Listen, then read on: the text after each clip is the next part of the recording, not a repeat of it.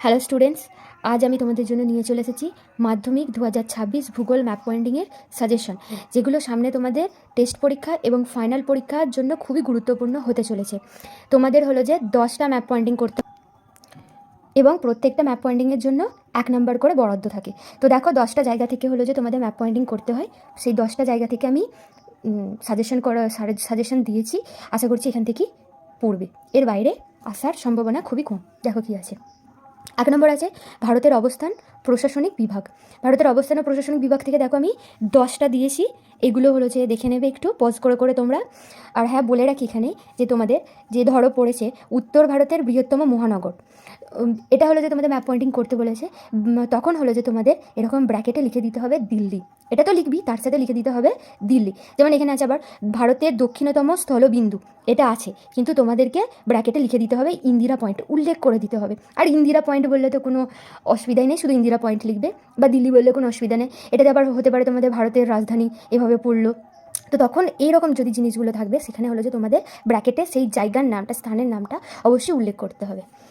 ভারতের ভূপ্রকৃতি, এখান থেকেও দেখো আমি কী কী দিয়েছি।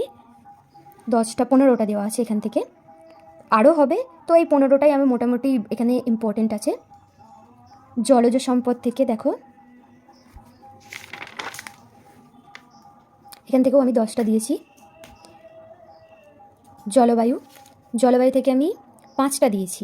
এই যে ভারতের শীতলতম স্থান পড়লো, এখানে তোমাদের ব্র্যাকেটে লিখে দিতে হবে দ্রাস।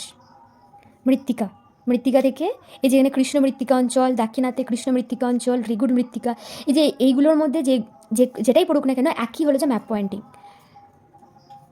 এখানে মৃত্তিকা থেকে হলো যে দেখো 5টা দিয়েছি। তারপরে দেখো ভারতের স্বাভাবিক উদ্ভিদ, এখান থেকে 5টা আছে। ভারতের কৃষি,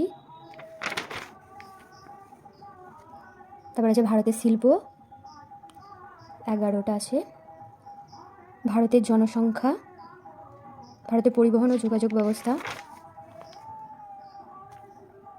আচ্ছা, একটা জিনিস বলতে ভুলে গেছি, জলজ সম্পদ এখান থেকে হলো যে যেটা পড়েছে দেখো, এটা ভারতের বৃহত্তম সাধু জলের হ্রদ বা কোল্লেরু হ্রদ, এটা 2025 সালে কিন্তু পড়ে গেছে, তো এবারে নাও আসতে পারে এটা।